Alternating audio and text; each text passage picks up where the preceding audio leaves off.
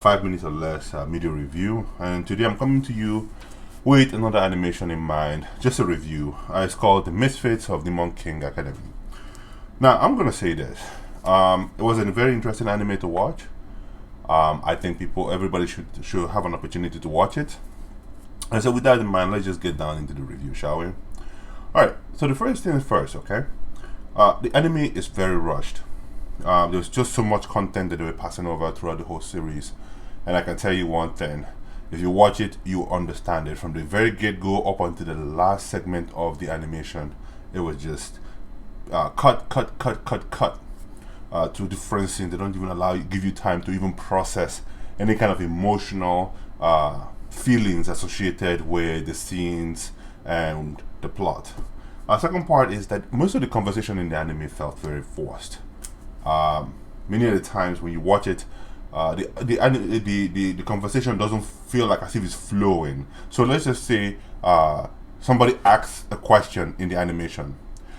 What you need to do is pause the animation at that time and then try to answer the question as best as you can, or try to answer whatever statement that they are trying to talk to you about. And if you find out that they basically said the wrong thing, or they said something that's a little bit further off, you can feel as if they're just trying to push the narrative with the conversation. Like you ask a question for Q and you're expecting a Q answer, but instead you get an R answer. So they're trying to move things, along without really giving a true reason why it should moving in that direction. So many of the time the conversation felt forced. The animation overall, the way you look at the animation is great. Explosions, movement patterns, position of many of the characters on the screens. It was very nice. I really enjoyed the animators who made this animation. The protagonist himself felt a little bit down to earth for a guy who is very overpowered. That's one thing you're gonna notice about it, and I really enjoyed that. However, he didn't actually gain respect, in my personal opinion. There was no serious respect for him by some of the other characters. Even after they understood that he was the demon lord, he was the ancestor, there should be some amount of interaction, different kind of interaction of respect between him and the other characters that now have actually acknowledged him as the demon king. The story is good, but you can feel it in your bones that that it needs a lot of padding. You know what I'm saying? That either they cut out so many things that could have helped in making this animation good, but they just cut out so many of the fluff that would have made the animation good to get to the meat and bones, and somehow you just feel like as if it's very unnatural. But the story, and again, I would say that this story is something that is more akin to a diamond in the rough. Basically, another aspect is that there's no true definition of demons in this show. Okay, they don't even show you how they interact with him and what's going on in that world. So it's a very big problem with that. And again, this show also suffers from what we call the power of friendship. Basically, friendship can solve almost all the problems in this show, and it's the same thing that I've been dealing with almost throughout a lot of this animation series, whereby everybody feels like, oh, we are friends, so as a result of that we can solve our problems. So overall, the animation suffers from what we call a copy and paste syndrome also, which is more or less taking everything that is in the manga and just directly copying it onto the animation and thinking that that's going to work, when a director fails to understand that they have to take the blueprint for an animation, right, and then add some things extra to it to make sure that the translation from the manga to the animation is great. But in this case, they missed their shot on that one. So with all things said, I'm going to give this animation a 6.5. It is something that really tries to get your attention, does a lot of things on the screen that really is eye candy-ish, and brings you a character just like One Punch Man. So with that said, guys, I have to say this is me signing out on this review. However, if you wish to stay for more content associated with this animation, please go ahead and do so. Okay, so I'm going to give a couple of minutes for those who want to leave. So Thank you all for coming.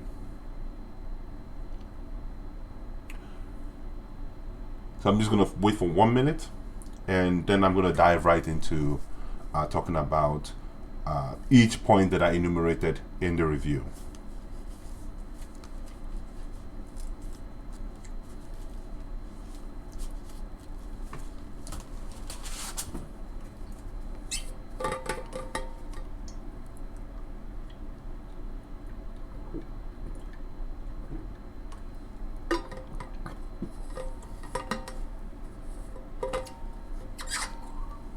Okay, guys, it's been 1 minute now.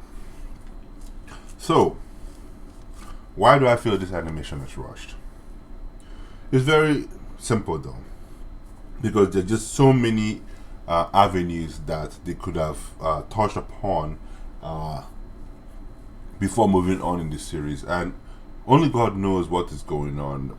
There could be a series of things that may be occurring with the animation.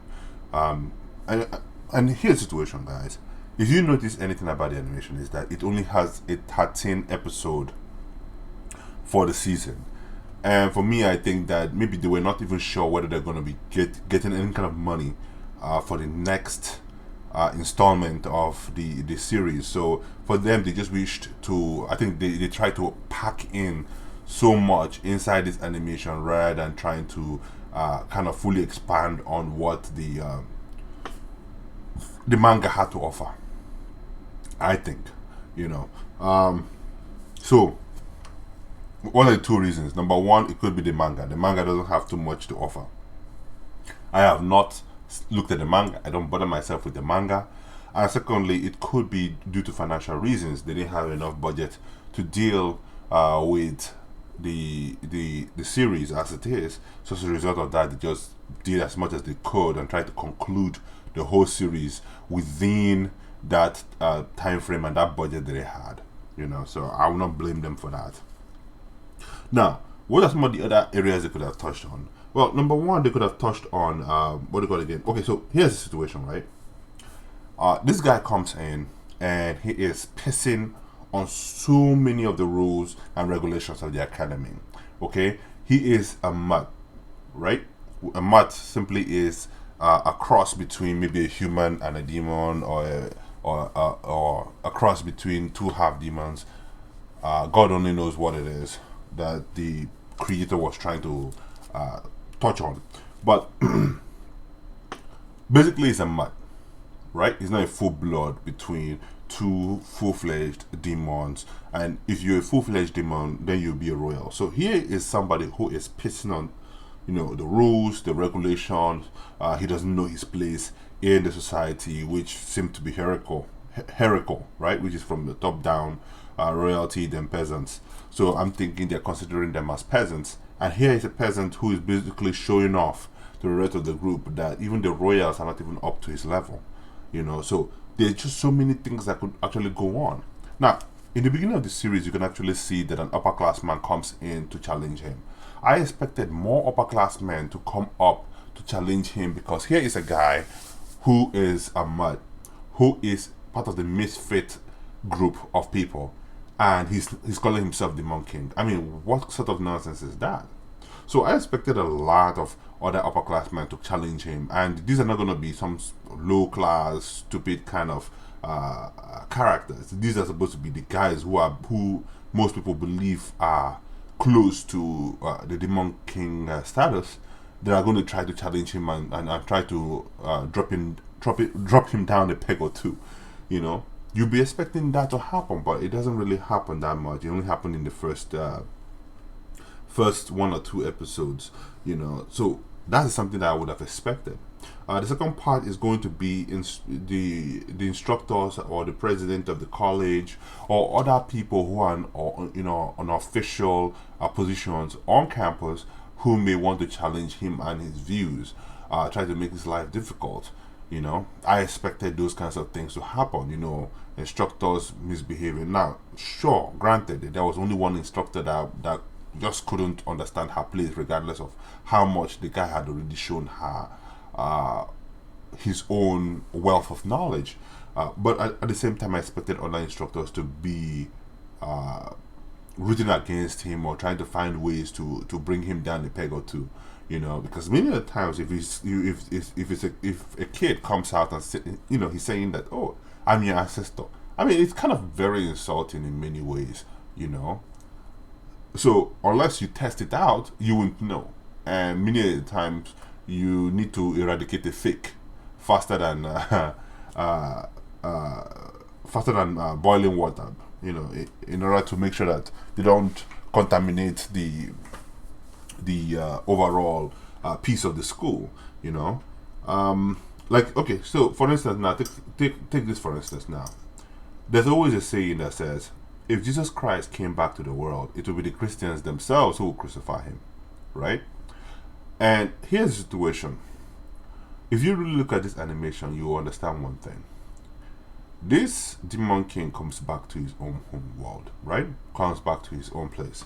And then he finds his own descendants have deviated from the path from which he set. Not really deviated by their own will, but however they've been misguided by a false demon king, right? So he comes back now and he has to deal with all the situations, okay? Especially when they don't even have his name right. So this is the same thing that I'm thinking, right? The same thing with the Jesus Christ analogy, whereby you're saying when Jesus Christ came back, he'll be crucified by Christians. The same way I expect that this guy who is coming back should be crucified by his own people too, So we didn't really see that here in the animation, and many of the times people just scoff at the idea that, oh, it's like as if they're not even giving him, like, how do I put it now?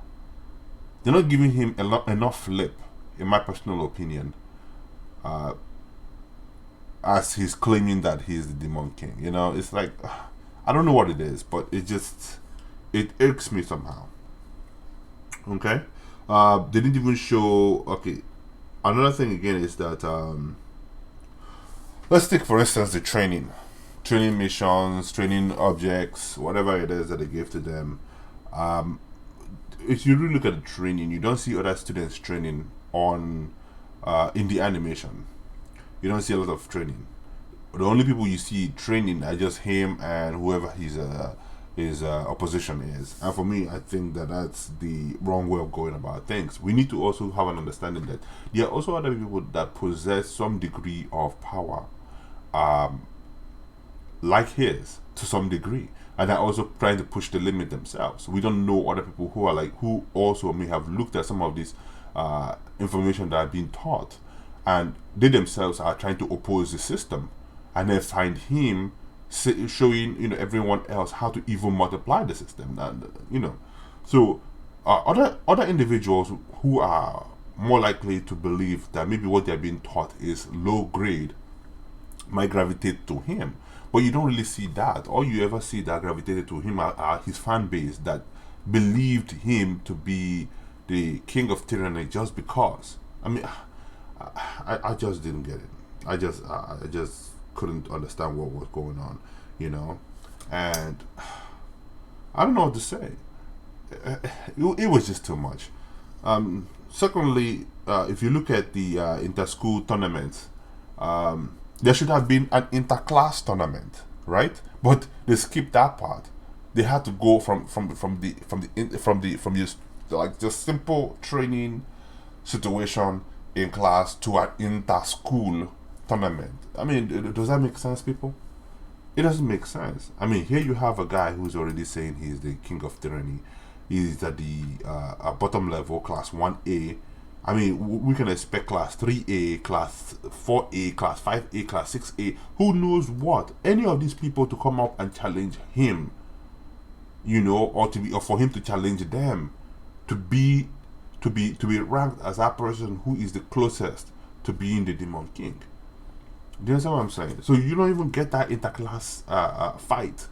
Now they now carry them, right, from where they were to an inter-school situation, and they're fighting who? Who else? They're fighting the heroes on the other side, right? So you go ahead and fight the heroes, right? When you've not even done enough homework on your own part to make sure that your own people are okay at home. Like, I don't know how to put it, but there was no preparation. No preparation, right? From the demon school, as you know, as they're going to deal with the hero school. There was no preparation. Only Anos decided to do a preparation for his own group. Okay? There was no preparation by the instructor who was taking them from the demon city to the hero city. I just don't get it. Now, even before before you even start the inter-school challenge, right? It is apparent that both instructors must walk the field of wherever they are doing so-called drills, right? Wherever they're having the competition, both sides have to actually look at the situation, look at the environment that they're dealing with. If there's anything that gives any side an advantage, right, should be problematic. But no, the instructor is incompetent. For some reason, they made this instructor incompetent in order to show off Anos's power. That's not cool. You know? That's not cool. So for me, there's just so many things that were rushed here in this animation in order to set some kind of a point. But for me, I just by the time I watched it, I just knew, like, you know what, I've had enough of this nonsense. You know, like, okay, so for the next part is going to be conversations felt forced. Like I said earlier on during the review, is when you talk to somebody, there's always an answer and question format, right? Each person is talking, each person is trying to relay their own information to the other person. And that's very important. Now, if you look at this animation, when you hear somebody say something to somebody else, what I want you to do is pause and try to respond to what that person has said. Then you unpause it, and whatever you hear from the other person should be as close to what you answered to the initial question. However, when you follow this format, you find out that too many times the conversation itself is forced to create a situation, to create a violent situation, right? So that to me is a forced conversation. If you have two people that are conversing, there should be answer and question, yes. But if you're trying to use a conversation in order to create some kind of tension, then let's just say, I don't know, you're just trying to push things too far or too fast, you know. And here's the situation, right? If there's some kind of body language that's being shown here that we're not seeing, maybe there's a body language that we're not seeing, then I can immediately understand. Okay, let's just, for instance, now you ask somebody a question and they put their body language in a certain way, right? Now, when they put their body language in a certain way and answer your question, you no longer think about the question that you just asked. Now you look at their body language and you simply say, you know what? Why are you giving me an attitude? Right? So now I can understand, oh, the body language is also important. You see, this is where animation and movies are separate. And one of the major things you have to always understand is this. In the old animes, you often notice that the pictures are often kept a little bit longer. The way the person sees it, the way the person is posed, they often say a lot of things in those poses. And that is why I like the olden day anime. They may not be well animated, but at least they give you an opportunity to put some kind of emotional situation going on in the scene. Now, in this Misfit show, too many of the scenes are being cut up. the scenes are running so fast that you're not given time to process any kind of emotional tension that is going on there. So as a result of that, when you looked at the conversation, just the conversation piece, because you barely have anything else to look at, you begin to notice that the conversation is forced. I don't know where they're getting some of the things that they're saying, but if you add an emotional element, it might make sense, but there is none here because the scenes are moving too fast. Now, what do I mean by the protagonist is down to earth and he gets no respect for being the demon lord? It's very simple, really. If you really look at it, if you were somebody who came back as the ancestor of all these people, right? And you have shown them on two occasions, more than one occasion, more than two occasions, but you've shown to be able to stop time, number one. You've been able to reverse time. You've been able to move forward in time. Do you know what I'm saying? If you've shown any of these kind of skills to somebody, especially when they know that such a magic abilities are not even possible, and then they sat down there and witnessed you fight the so-called lower god of time and defeat it effortlessly, I mean, that should be some respect to your name, man. Do you understand what I'm saying? There should be some serious respect to your name, especially when you've shown time and time again that you own the place where you're battling. You fought time, right? You've shown numerous times that you can't even be killed when any of the people who are actually witnessing you understand that that's a death sentence to any normal individual. I mean, there should be some respect. But no. You know, someone like Sasha Necron, who's in the show, is constantly showing this guy disrespect and telling this guy what to do. I mean, this is your ancestor who can just destroy you with a flip of his wrist. You know, it doesn't make sense. So sometimes people need to understand the situation here. If you've shown this guy to be more powerful, if you've shown this guy to have so much confidence, you know, this lady shouldn't be talking to him anyhow. She should fear dying at his own hands, especially when he already remade her. He is the one who remade her, so he made her actually. He's our creator now. You know? So I mean, I just don't understand it. There should be some respect going to the guy, but apparently there's not. The only person who seems to respect him is the lady in white, as you can see on the screen. She's the only person who seems to respect him throughout the show. You know? And I think the other Lay, or whatever his name is, that showed him some respect. But this other lady in red, I mean, she just kept on mouthing off. It was the one that just sealed her lip throughout the whole show, so that at least to send a proper message to her. You know? Another thing again is that most of the characters themselves, when they're around him, I feel like as if their abilities to some degree has been, how would I put it now, been reduced in order to compensate for his.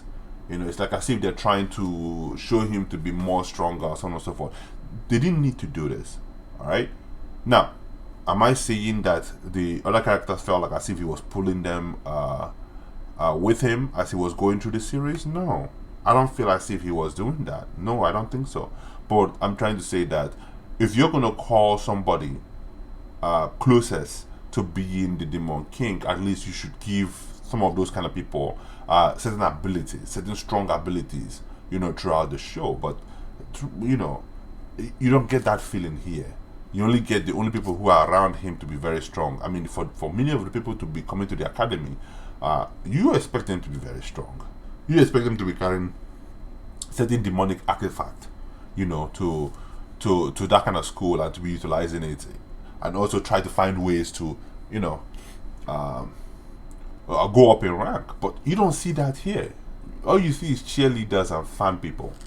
You know, so for me that was very disappointing, because this was an opportunity for us to have so many characters that would have been close to that level of this time, but I know so now come in and then, you know, show them, you know what, you guys are only imitators, you know, and that would have been nice, but no, we're not given that opportunity to do so, you know. Now, the other part again is there's no definition of demons. You know, I don't understand what they mean by demons. Is demons meant to be some kind of people with horns? Are demons people that come from another realm? I don't know. They all look like humans to me. You do understand what I'm saying? Except the ancient soldiers who were shown to look funny from time to time. But what was it? What's the real definition of being a demon, really? And like I said, the closest thing that I got from the whole animation while I was watching it is what do you call it again? The crest that they normally use to create their own magic. You know, the heroes have a different crest, which theirs looks like a diamond, while the demons have their own, which looks like a circle, right? So that's the only thing that I saw. But so why is there a definition between the two? Is it based on the magic, red magic versus white magic, holy magic versus what? A cake magic. We don't know what kind of magic the demons were using, you know. But we understand that holy magics can sometimes impair their own kind of magic. So I'm thinking it could be necromantic magic or something like that. I don't know. There was no definition given in the show, so for me, I couldn't tell what it was.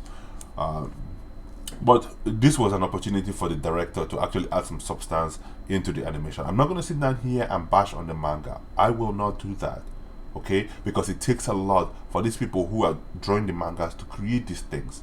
Where I have a problem is the directors who are going and choosing these mangas and then deciding not to do a thorough translation from manga to movie or manga to animation, you know, and just doing a copy and paste job. So personally, I think that we need to put most of the burdens for such incompetence on the directors. You know, so they need to step up their game and do what the '90s directors were doing, even if it meant adding some, what do you call this thing again? Adding some fluff. They normally call them, I forgot it. Some call them some kind of filler episode. They call them filler episodes, exactly. So you could have something like a filler episode to help us understand what is going on around the school. What is going on with the lives of the people around the school?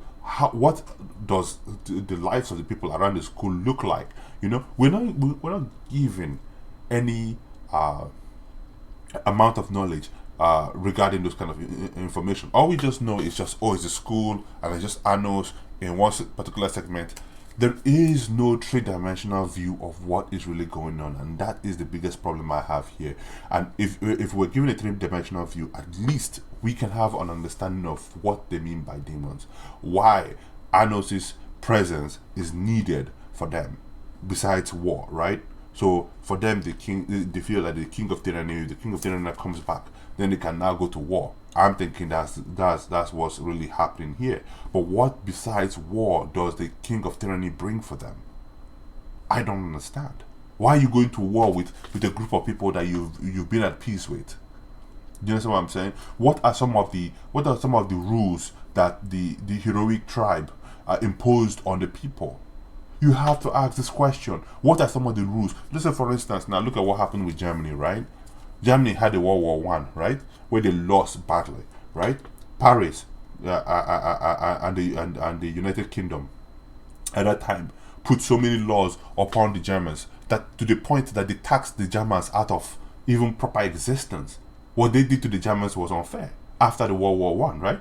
They imposed so many things on them, right? Which made the life of the people difficult, which at the end of the day caused World War II and allowed Hitler to come into that position that he came into and then led to World War II, right? You kept the people in such a bad situation. This is what the French people and the United Kingdom did, right?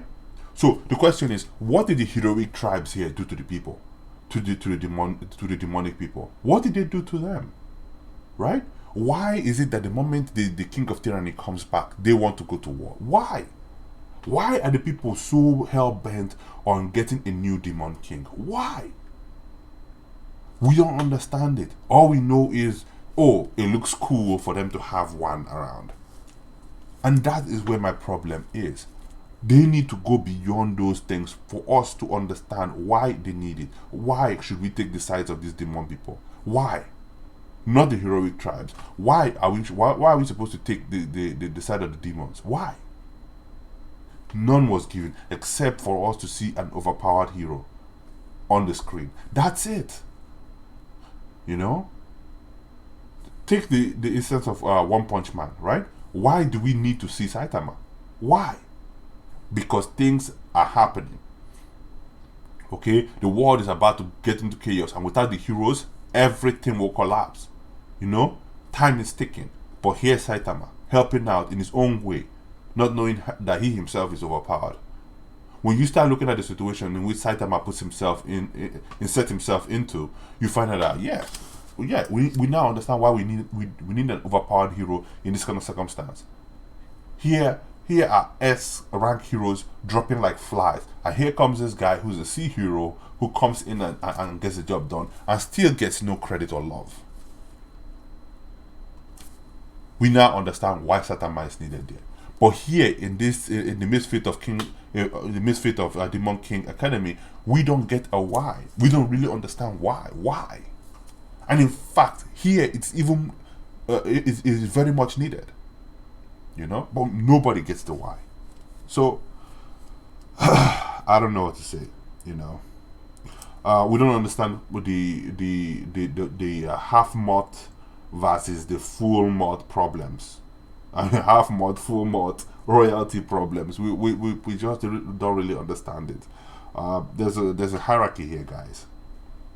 And the moment the show starts, it's put in your face. I mean, they slap it right on your face and say, "Here, boom, deal with it." You know. And the truth of the matter is that we're not given an explanation why. I understand it has to do with people who are closer to the Demon King, but why is it so important for you to be a full bred versus a half bred versus a quarter bred? I just don't understand why. Do you understand? I just don't understand why. So for me, I'm asking myself that question too. You know, I'm asking myself that question. Why? Why? What is the interaction with humans? Are there humans even in the demon realm? Are there humans? Or do they only exist in the heroic realms? I don't know. You know? I just don't know. And according to them, he himself is he is the worst of the worst because he comes from, I think, maybe 2 humans. I think so. Right? I don't know whether they're half demons. I don't know what it is. Maybe they're half mod, half mods. Half demons, and then because 2 half demons copulated, they got what, a quarter demon. I just don't know. I can't even think through this whole situation. I don't know. Maybe one of the family members. You know what? Let's not even sit down here and speculate, man. Let's let's move away from this topic altogether. But I understand that my audience are actually getting the gist of what I'm trying to say to you guys, right? Okay, now moving on. There's another part where we have the power of friendship. Now, I'm going to tell you this. I think too many animations suffer from this problem. Friendship can solve everything. You trust me, I trust you. So as a result of that, the solution of our problem is right in front of us. Our friendship. You know, it doesn't make sense. It doesn't make sense. Friendship has nothing to do with solution of a problem. The solution of a problem has to do with dissolving a current problem.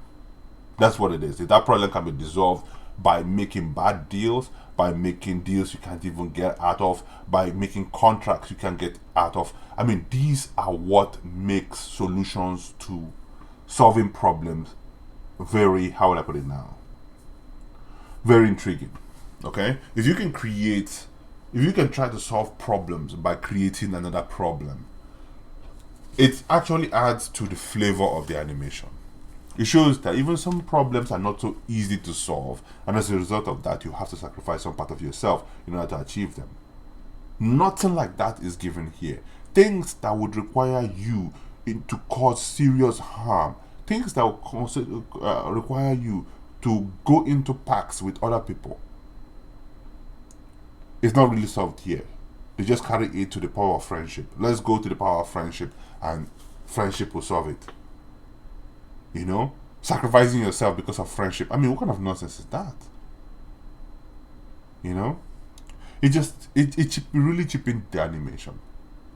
And I think a lot of people need to look into ways of writing these kind of things, especially when you're trying to cater to an older audience. Okay, so here's what I normally think.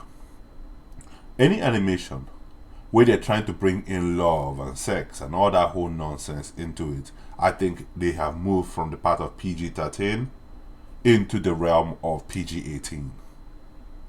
So if you're going to be writing for a PG-18, you need to use some amount of sense to write such animation, okay, to write such animes in order to meet that crowd. Okay, let's be real here. These animes are not being created for little kids. Kids should not have anything to do with animations like this. They are for older folks. And if you're going to cater to the older folks, I expect you, all right, I expect that person to write something that is in line with older folks' way of thinking. Okay? So, if it's coming to solving problems, don't go around with the power of friendship nonsense. No, it does not work. That's for the kiddies, man, not for the adults, because adults know quite well. A lot of problems, even in real life, are solved by taking chances, are solved by being in the dark, okay, and shooting your shot and hoping that it lands. Okay, sometimes the problems themselves don't go away. You talk them in for another day. You know, solutions that may not be readily apparent might be apparent at a later time, or may never be apparent. So many of the time, you just have to take one for the team by just allowing that problem to continue to exist and continue to eat at you. These are part of an adult life. You know, every show you try to present to an adult, you should create that show in order to send a message to the adult, or to send a message to whoever it is that you're trying to entertain. Now, sure, many of the times the purpose of entertainment is to take us to a fantasy land where something can be a little bit different. But here's the problem.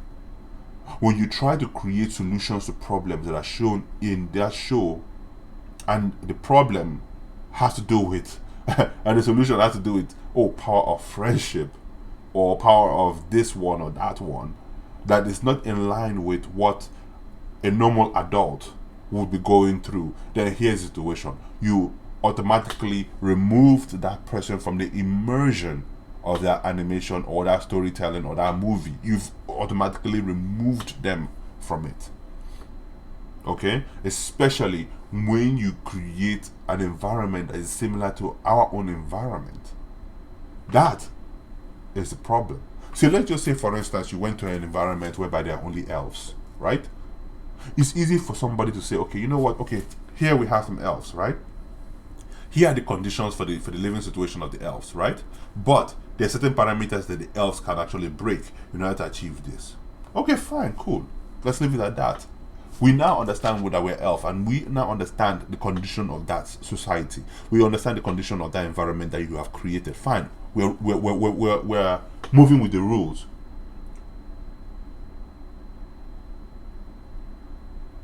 Okay, so it looks like we have somebody who came into the chat. Uh, it, it's Gajalax. I don't know how to pronounce it. Forgive me if I pronounced it wrong. And you're saying basically you forgot the thought pattern of the anime, or you forgot about the animation. Okay, Alex. Okay, great. Hi, Alex. Welcome to the show. I appreciate you popping in. Yeah. Okay. So I understand that you may have completely forgotten about what happened in the animation. But the main reason why I'm talking about it is because a lot of the things after watching the show kind of how would I put it now? It was just basically my face. So I had to create something to give other people an understanding of where I am coming from, what I see, what I understand from watching the animation. So thanks for joining us. All right. So like I said, the power of friendship syndrome. you know, which I would say is something that has plagued so many animations, especially ones that are catered to adults, you know. So for me personally, this needs to stop. We need to find, but they need to find better ways of addressing some of the problems in animation rather than using such cop out uh, uh, um, ways of doing things. You know, I can say that this can work for PG-13, like if they really are creating PG-13 animations, but these are not PG-13 animations. For me, when you bring in sex, you are making it even more complicated. So now you're catering to an older audience. So if you're going to be providing problems in some of these animations, you also need to provide adult-related solutions to those things. So I understand that it may be a little bit difficult, but for me, I believe that the director must find a way to, even if it means changing some degree of what is in the manga in order to accommodate the audience that are watching it, because some of these things no longer fly with us. You know, it no longer flies with, you know, normal thinking adults. You know, so besides all of that, I just want to just say that's my own thought on this animation. I think the animation, like I said earlier on, is a great animation. The story itself, I would say, is good. It's an unpolished diamond. Too many of the storyline was rushed. A lot of padding should have been needed in order to help us understand what is really going on with the character, what's happening around the character, how other people view the character, what are some of the challenges the character has to face, not just some washed out, third rate wizards who think that they're somebody that just shows up once to challenge the character and then the character overpowers them. You know, I just don't think it's the right course of action to take in order to show us the true power of Anos. I think his power was wasted in this animation. But I will say one thing. If you were just going to simply watch it and put your brain on the side and say, you know what, I'm not going to create any of these excuses, let me put it like this, you will have a blast with it. However, if you're someone like me who at least try to understand what's going on in the environment, try to add some kind of trying to understand what's happening with the people in the animation, then you're going to start having all these questions that I'm having, and you're going to start seeing problems with the show that, you know, perhaps if you didn't look at it from my own view, you wouldn't see. So for me, is it something that you should go into? Sure. Something you should watch. Although I may have given the animation a 6.5 on my own scale, I can say one thing. If you close your mind and just watch the animation just for it and decide that you don't want to add any more, if you don't want to really understand what the world is about, you don't want to really you don't want to how would I put it now? You just want to leave it exactly where it is. You just want to just deal with the main character only, and then that is it. Then fine, you might give this a higher score. But for me, someone who asks questions, someone who wants to know more about the character, someone who believes that they've created a great world here that they could actually build upon, and they're just wasting it. Yeah, I just have to give the lower mark than that. So I just want to also thank our own viewer, you know, who came in this time around, Alex. Thanks for seeing you, man, and hopefully during the next stream we might be able to see you. All right, now take it easy, everyone, and have a good day. Stay blessed, all right, and keep safe with the COVID-19 situation. Bye.